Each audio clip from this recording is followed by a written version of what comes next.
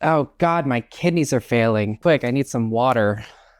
That's better. You ever watch a movie and think, can somebody hit me with a bus?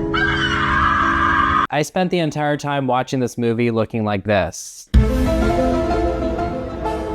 The movie we're discussing today is Radio Rebel. It's actually like watching the cursed VHS tape from The Ring, and now I have 7 days to make a video about it, or Debbie Ryan is going to crawl out of my speakers. Who is Radio Rebel? Stand up for who you are. The movie premiered on Disney Channel sometime in 2012, but it was actually made by a company called Mar Vista, which I had never heard about before making this video. They also produced movies like 16 Wishes, Zapped, and a movie called Bitch that I've never heard of before. Let's look up that movie. A woman snaps and assumes the psyche of a vicious dog as her checked out, philandering husband attempts to keep the family together. Whatever, I'm on her side. Radio Rebel. This movie was bad.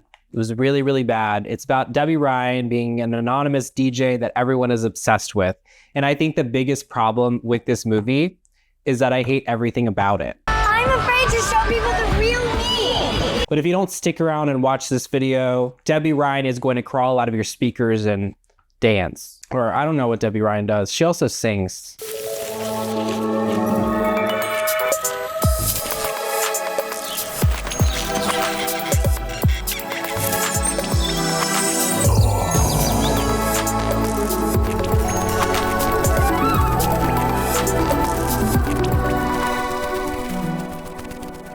This movie is set in a universe where everyone in the world listens to a radio show called Radio Rebel. Last night, Radio Rebel was awesome. And the host remains anonymous. But spoiler alert, the radio host is really Joe Rogan. I mean, Debbie Ryan. Look at Debbie Ryan making history. I sat down with the president of Disney Channel and I said, I want to make history. Nearly every human in this story lives and breathes Radio Rebel. She's so inspiring. I wish I could be more like her. You're nothing like Radio Rebel. So what do you think of Radio Rebel? They followed the word of Radio Rebel like it's a religion, and that's not an exaggeration. The radio show consists of motivational think pieces like, be who you really think you are, or reject the status quo, and everyone is like, wow, she's so inspirational. No one's ever thought of that before. You deserve to embrace your awesomeness. How about with someone you like? Which you shows up then? The movie tries establishing cliques early on, like jocks and Homestuck fans. But honestly, everyone looks the same to me. So going back to the element of the story that everyone lives and breathes Radio Rebel, this is the first movie that I've watched where I hate everybody. Radio Rebel is amazing. I'm going to introduce the characters as they show up on the screen. Tara is our main character, and she is secretly Radio Rebel. Unlike her radio persona, she's really insufferable, and she acts like shy in this fake you want to set yourself on fire kind of way. Audrey is her bestie. I mean, BFFTLEWE. BFFTLEWE. Best friends for totally like ever without. Barry and Larry are twins, and they only ever talk about Radio Rebel and goon about her identity all the time. Or that girl. That girl's too tall. I'm barely going to talk about them because they annoy me too much. Our mean girl in the movie is Stacy, and unlike other movies that we've watched together, there is absolutely nothing that I like about Stacy, and I'm going to expand on this more later. She always has this one friend follower around, not sure what her name is, she's just kind of stupid. All I can think about now is rice cakes. So Audrey decides that she's going to break the ice with Stacy because Radio Rebel told her to reject the status quo or whatever that means. Like Radio Rebel said, be ourselves. The twins act creepy and weird, and they spend the whole time trying to figure out if either of the mean girls are Radio Rebel. This one's staring at me. Make it stop. Audrey tries quoting Radio Rebel. Like Radio Rebel said. Stacy talks about how much she doesn't like Radio Rebel. Eternally lame radio babble. This movie's plot is consumed by this Glee Joe Rogan podcast that I'm supposed to care about. So going back to why I specifically hate Stacy as a character, movie Mean Girls are supposed to be funny, iconic, slay, and Stacy is a fucking cop. Audrey was trying to get me to listen to some podcasting class. Of course I said no. What? She loves authority. She's a giant tattletale, and nothing she says is funny. I genuinely hate listening to all of her dialogue, and honestly, most of her clothes aren't even that cute. Have you ever noticed how pointy his head is? Does her royal shyness want to say something? If you don't say anything funny in the next 20 minutes, I'm going to say the F slur. Gabe and Gavin are the next characters on our rosters. They are in a band called the G's because they are I'm sorry, it couldn't last 20 minutes. Okay, let me talk about why I hate both of them. So Gabe is the lead singer of this band. He's very, very bossy and weird, but he doesn't really get that way until later.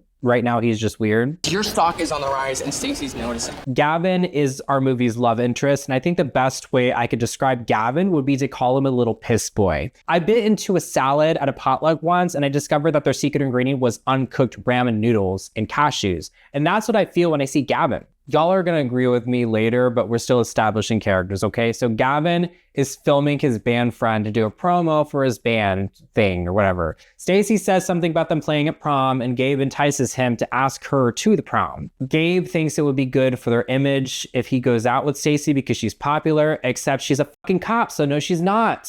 Well, look who it is. Does Her Royal Shyness want to say something? Nobody likes Stacy. G's for life.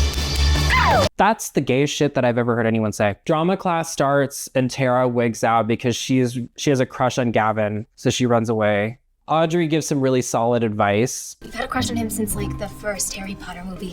What would Radio Rebel do? Gavin is flirty with Stacy. I think they're perfect for each other. The teacher asks people to write scene suggestions on the board for a drama project. For some reason, she wants people to physically walk up there and write examples. And I don't know why she can't just have people call out suggestions and she just write them down. The teacher calls on Tara to write something on the board. And remember, as stupid as this task is, all she has to do is write the name of the place she wants to suggest.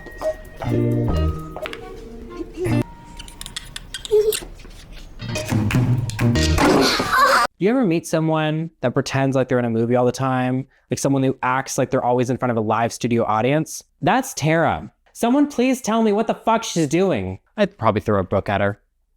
Or a brick. Mom has shit all over her face. She's cutting some dragon fruit for her feet or whatever. That's for my pedicure. Tara is upstairs as we speak doing one of her radio shows. Stepdad walks in and we learn that he is a big shot at a radio network. And guess who they're talking about? Really something special. Could it be the thing that everyone else is talking about all the time? So Stepdad's radio station is called Slam FM. And he thinks that the radio network could use someone like Radio Rebel. This is exactly what Slam FM needs, a fresh new vibe to get us out of this rating slump. Mom decides it's a great idea for him and Tara to bond more. So she's like, oh my God, go talk about Radio Rebel to Tara because she loves Radio Rebel. So Stepdad comes upstairs and starts talking to her, trying to relate and stuff. So what do you think of Radio Rebel? He notices that the radio show abruptly stops whenever Tara stops talking. And she has to quickly get back on board, speaking into the mic and continue the show. Obviously, Stepdad notices like, wow, Tara has been Radio Rebel this whole time. That's crazy. So he gets really sweaty and excited and assumes that she wants to be involved with his radio station.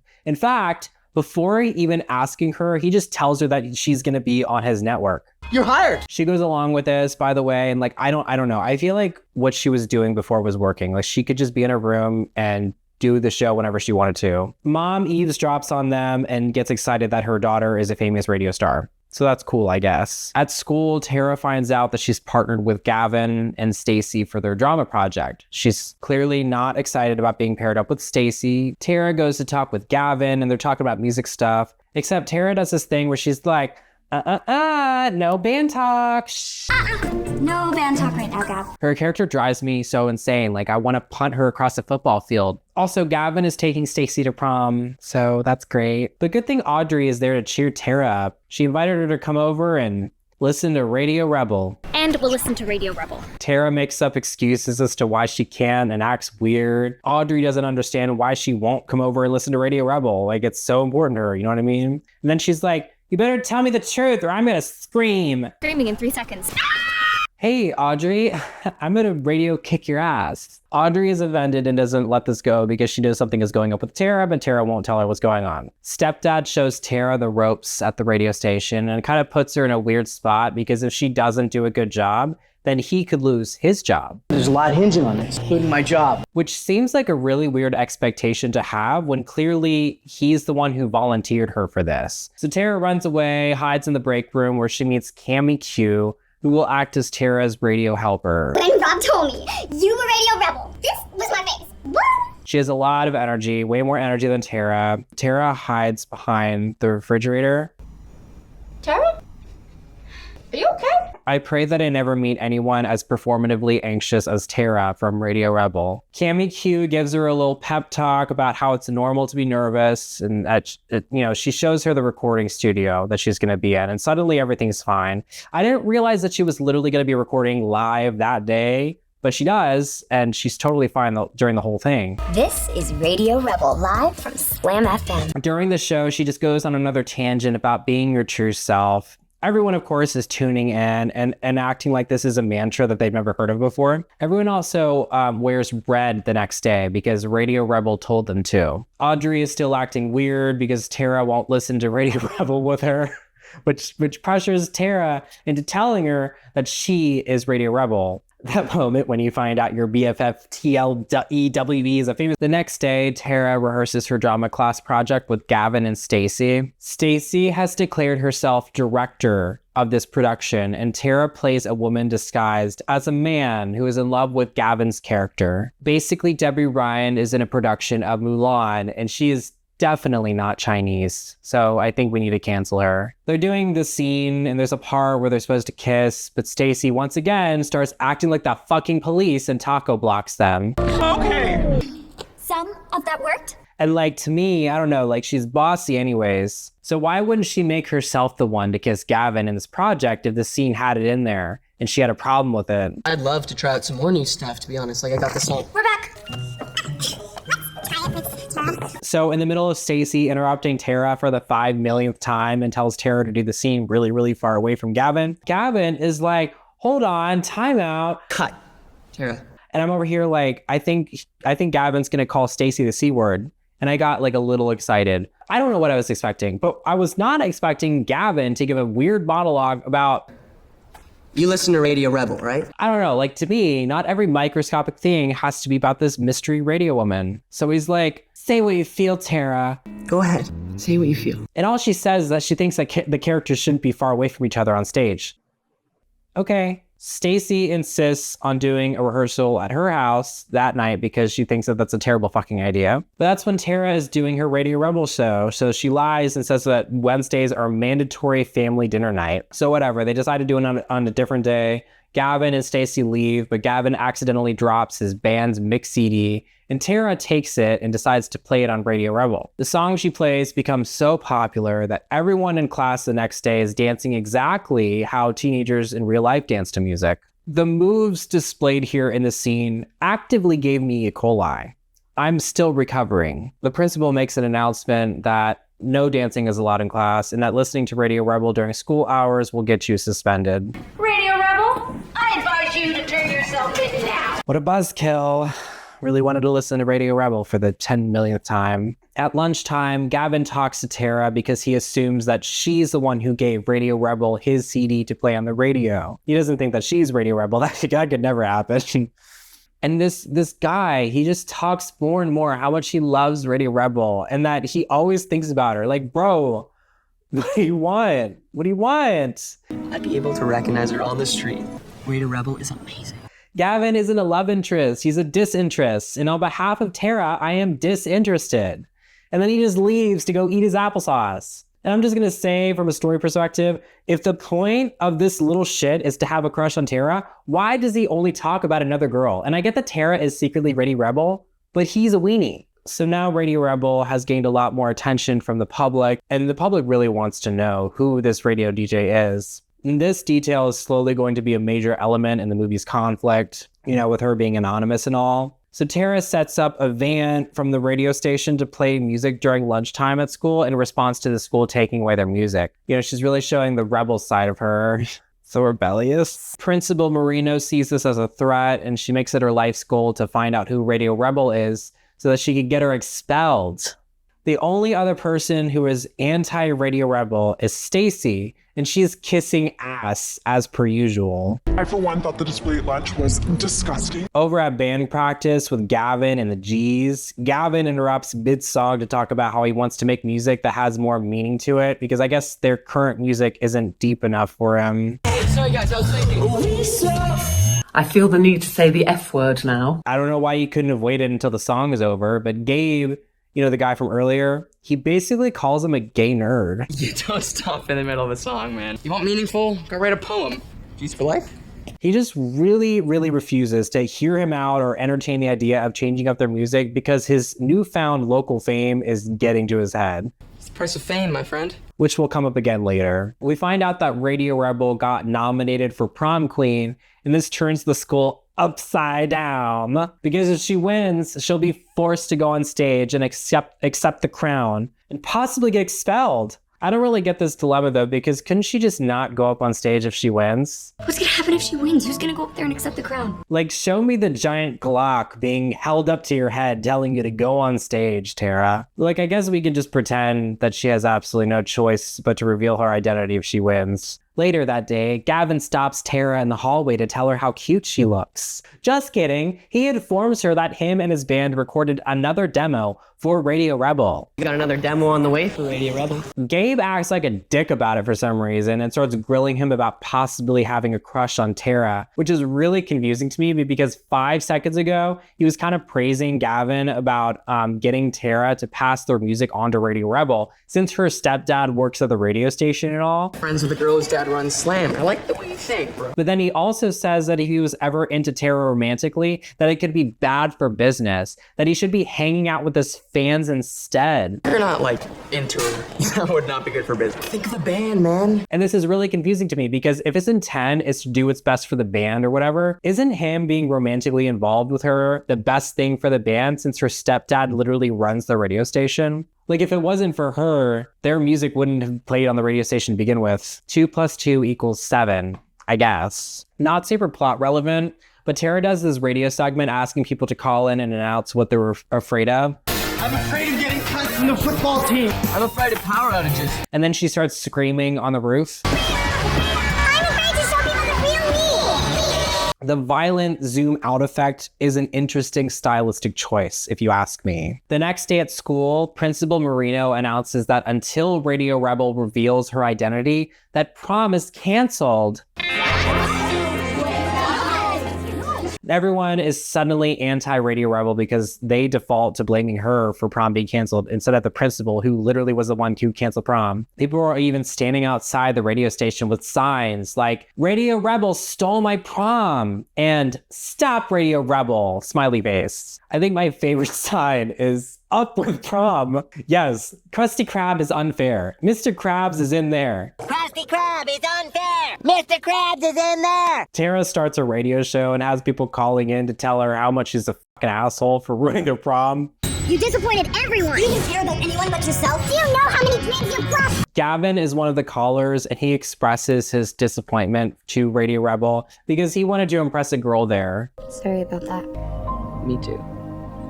I just really hate Super Mega Weenie Hut Jr. and his lack of critical thinking, because I feel like he should have been one of the people who took Radio Rebel's side in this. I shouldn't be surprised, but the way everyone just decided to hate Radio Rebel overnight for something that a member of authority did threw me off. Because of what I would have at least thought that the topic would have at least divided people or something. But this movie's plot is shit, so I shouldn't expect anything more. Anyways, the solution Tara comes up with is for the radio station to make their own prom, but call it MORP. Because MORP is prom spelled backwards. Backwards. They're turning prom upside down. I want to do something about it. I'm not done with throwing its first ever MORP. Everyone seems to be on board with this idea except for Stacy, because she was also nominated for prom queen, and MORP queen just doesn't hit the same. Stacy takes her frustration out on Gavin because he's not upset about MORP like she is. I thought you would have been more upset about prom being canceled. We can still go to MORP. It's not the same. I forgot they're like going to prom together. Tara tells Stacy to call Radio Rebel to express her frustrations about MORP. I'm sure she'd love to hear from her #1 fan.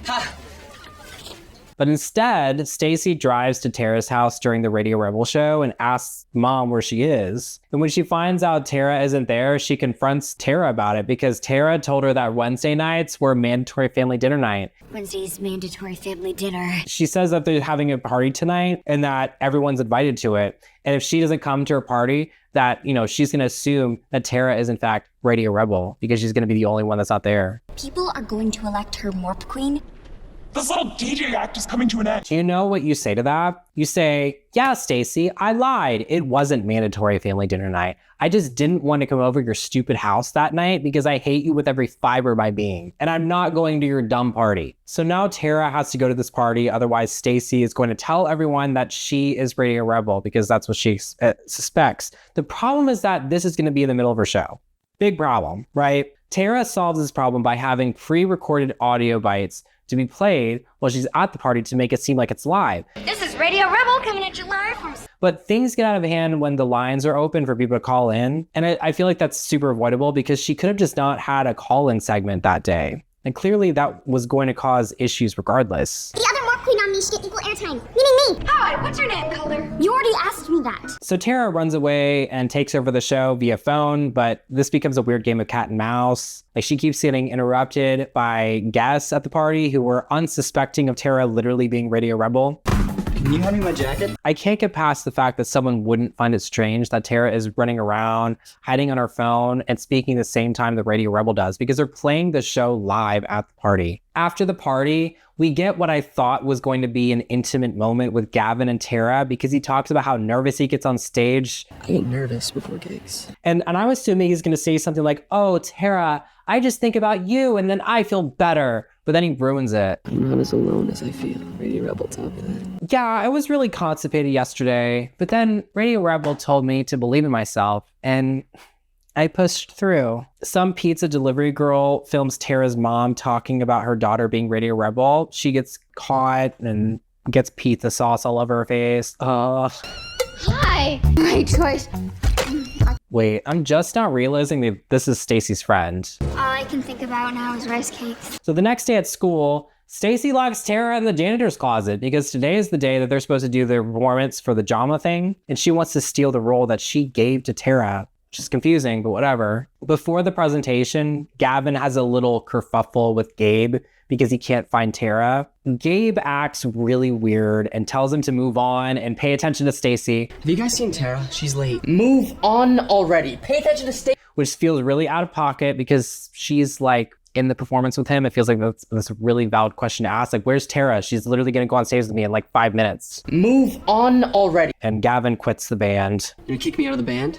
What happened to G's for Life? What happened to G's for Life? So Stacy shows up and acts all stupid because Tara's not there. She takes the microphone and makes an announcement referring to herself in the third person that Stacy is performing in place of Tara. Stacey DeBane will be performing in place of Tara Adams. And I assume that this is not only to make Tara look bad, but also to do this romantic scene with Gavin. And I still don't understand this because she literally made herself director and casted Tara in that role that she could have just cast herself. Like this none of this makes sense. Anyways, she kisses Gavin in front of Tara, who is released by the janitor. Gavin doesn't even bother speaking to Tara and asking her what happened. He just walks away in disappointment because he's a fucking weenie. And then Stacy interjects and starts spewing diarrhea as expected. Anyways, Stacy blackmails her with an audio recording of mom talking about her daughter being Radio Rebel. I don't know why this wasn't video recorded. I don't know. Like, I don't know what kind of phone she has in 2012. Nothing in this movie makes sense anyways. She threatens to email this recording to the entire school unless Tara makes sure that Stacy wins MORP Queen. MORP Queen. She just wants to win MORP Queen. You know what I mean? That's like second best to prom queen. And she wants Radio Rebel to tell everyone to vote for Stacy. Also, why does Gavin have the UK flag in his bedroom? I bet he's never even been there. So Tara tells everyone on her show that she doesn't really want the crown, but that Stacy does. And Stacy is happy with that. She's like, oh, okay, awesome. I have it in the bag now. The next day at school, Gavin starts grilling Stacy after Audrey tells him that she locked Tara in the janitor's closet. Now he's not going to take her to MORP. I can't go to MORP with you. I'm sorry. We cut over to MORP night where everyone is just there having a really good time and Tara reveals her look, right? And personally, I don't even think this was appropriate styling for 2012. There were just like a million other looks they could have put her in. And I think the hair looks bad, right? Like the hair does look bad. I can say that, right? Actually, the styling for this movie in general is just really bad. So maybe I don't care as much now. So they announce who the king and queen of MORP is, and Gabe wins king because he's king of douchebags. MORP queen ends up being, surprise, surprise. Surprise, surprise! Radio Rebel wins MORP queen. Raises her hand, who's so afraid of saying the wrong thing. She says no. I'm Radio Rebel. Everyone is really surprised by this. Gavin suddenly is super into Tara because she's Radio Rebel, and he wants to lock her in his basement. Principal Marino comes out on stage and announces that she's going to be expelled, but suddenly everyone announces that they are also Radio Rebel. And that was apparently a checkmate to this whole issue. Stacy gets given the crown because she wants to be MORP queen and she wanted it, and Tara hands it over to her. I don't know, it just gives loser energy. Like if you want the crown, then you have to earn it. Gavin sings his first ever solo song, and we see the only frame that I've ever seen of this movie prior to watching it. This movie has some of the worst dialogue that I've ever experienced. The story was obviously all over the place, but I think more than anything, I hated every character. Every single character, which is rare for me. Usually I don't mind at least one character, but every single character annoyed me in their own special way. Stacy was unwatchable and provided nothing for me as a viewer. I think Mean Girls should always position themselves as gay icons. I think that they always need to be funny and interesting, but she was just a narc the entire time. Gavin was annoying, and his inability to speak without mentioning Radio Rebel drove me insane. Radio Rebel is amazing. Tara was just doing too much. The moral of the story is that everyone pissed me off.